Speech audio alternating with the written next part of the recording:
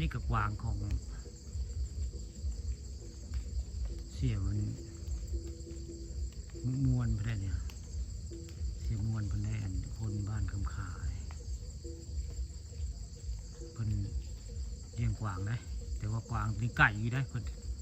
พวกข้าก็ซูมใส่เนาะโอ้กวาง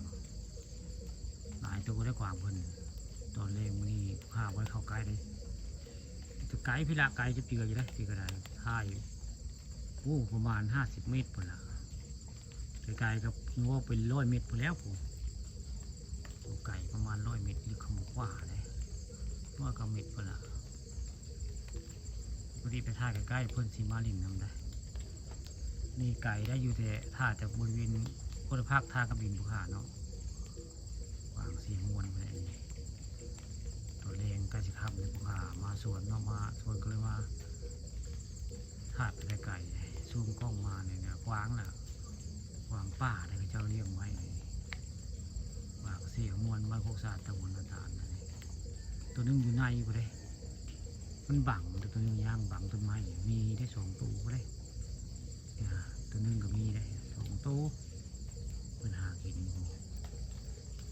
นี่นะกวางบ้านโคกศาสตร์ตะวันตาลได้เพิ่นเลี้ยงไว้ได้จะมีกรงเล็กได้เพิ่นเลี้ยงไว้บริเวณเป็นป่ากุ้งได้เพิ่นเลี้ยงกวางเสียม่วน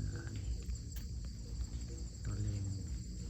ใกล้ค่ำวันนี้บุคคาพาค่ำผสมพามาบดมาชมมันกวางป่าแล้วนี่เพิ่นออกมาทางนอกได้นอกป่าที่เขาจะอยู่ในอยู่เลยเพิ่นรีจะป่าได้กวางเลยนี่ตัวนึงกำลังกินใบไม้ตัวนึงย่างมันนอกได้ย่างไปเลยเพิ่นไปแล้วไปเล่กวางไปเดี๋ยวไปถ่ายใกล้สิมีเห็นกวางใหญ่เดี๋ยวนี่ผู้ฆ่าถ่ายจากไกลนี่แหละกวางเสียมวลมาพวกศาสตร์ตำบลนาตาล